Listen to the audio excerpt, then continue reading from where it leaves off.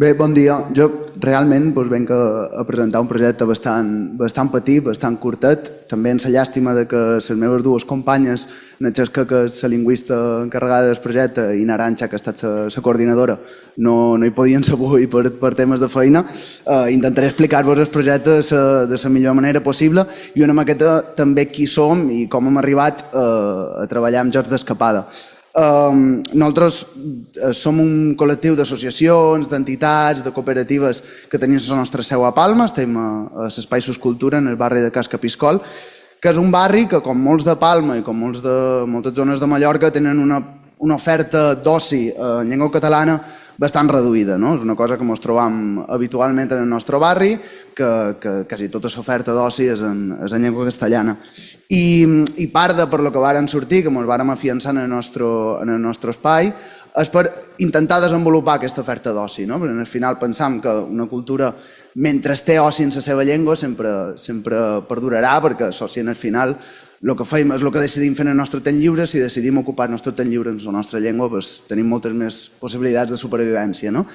I amb aquesta idea hem estat desenvolupant concerts, hem estat desenvolupant festivals, que és una cosa que més o menys ha estat viva en la nostra llengua sempre, i una cosa que des de l'ANEL sí que hem estat treballant, ja fa un parell d'anys que ho fem, és noves formes d'oci que ara mateix no tenen una gran presència en la nova llengua, que són noves modalitats d'oci que han estat apareguent els darrers anys i que no s'estan atacant, ja sigui perquè l'iniciativa privada no és capaç d'ajuntar el consumidor que pugui estar interessat en aquest tipus d'esdeveniments amb el que els suposa fer la feina de desenvolupar-los en el seu idioma. Molts de professionals no estan especialitzats en aquest sector. Des de l'ANEL vàrem pensar anem a desenvolupar aquest projecte. Tot el que sigui noves formes d'oci amb la nostra llengua també tendiran a desenvolupar nou llenguatge. Ara mateix el simple fet que jo hagi presentat de fer escape room i que ho hàgim dit en anglès i en lloc de dir joc d'escapada sense tenir una paraula, el fet que nosaltres en el nostre projecte li hem posat joc d'escapada i és una cosa que la gent moltes vegades se qüestiona de dir, ostres, què és això, que és un joc d'escapada, tal. Al final tenim la necessitat d'atacar aquests espais d'oci nous per desenvolupar aquests nous llenguatges.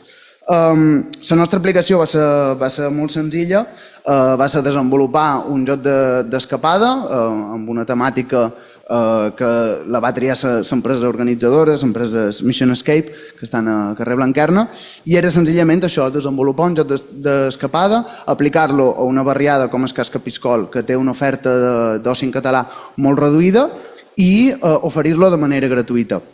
Amb això tenim dos objectius. No només és fer una aplicació aquell dia concret que la gent pugui assistir a fer un escape room en la seva llengua, sinó també el punt de desenvolupar material d'escape rooms en català, desenvolupar-lo, perquè una vegada nosaltres hem desenvolupat aquest material, l'empresa ha desenvolupat aquest material juntament amb el nostre lingüista, aquest material ja està fet i se pot continuar aplicant. I al final, com més fàcil sigui que hi hagi material d'aquest tipus, més fàcil és que aquesta modalitat en la nostra llengua se vagi desenvolupant.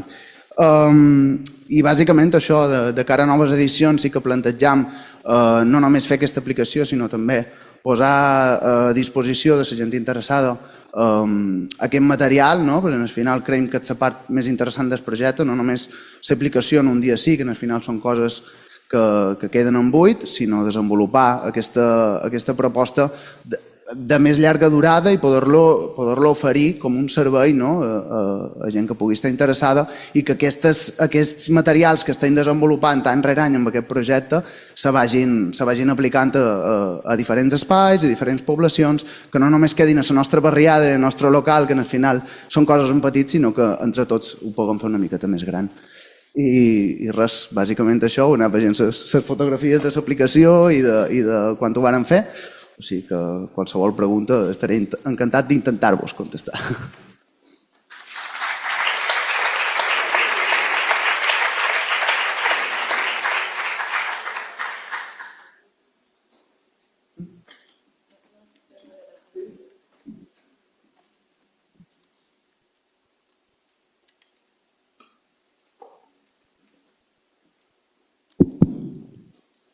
però és que no coneixem tot aquest món, com és el meu cas, no sé si és de la resta.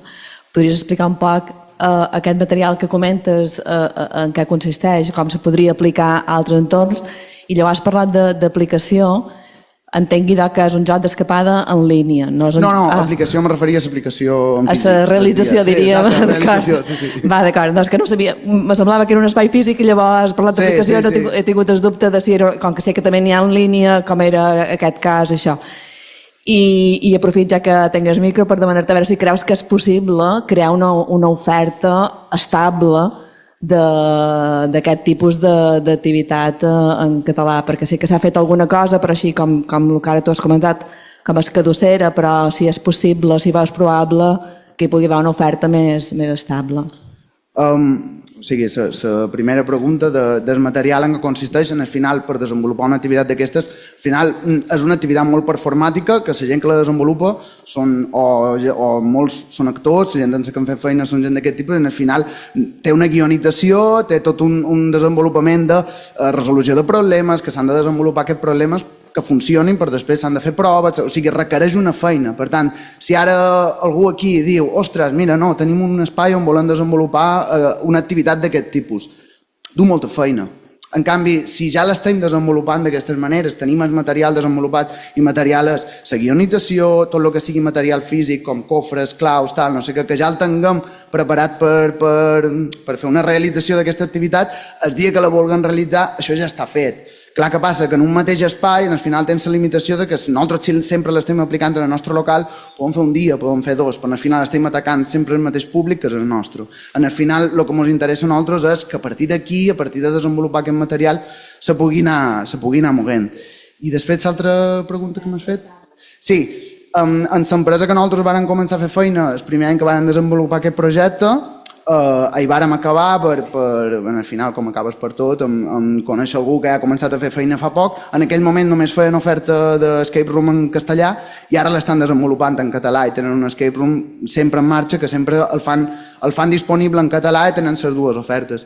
És a dir, en el final jo crec que se tracta, de vegades la iniciativa privada des de la nostra perspectiva té poca inquietud per desenvolupar nous mercats quan ja hi ha un mercat que funciona i que ja li està funcionant. Al final jo crec que se tracta de donar les possibilitats i donar recursos perquè se pugui arrencar i després jo crec que ja és una cosa que funciona tota sola i nosaltres ens ho hem trobat, de fet.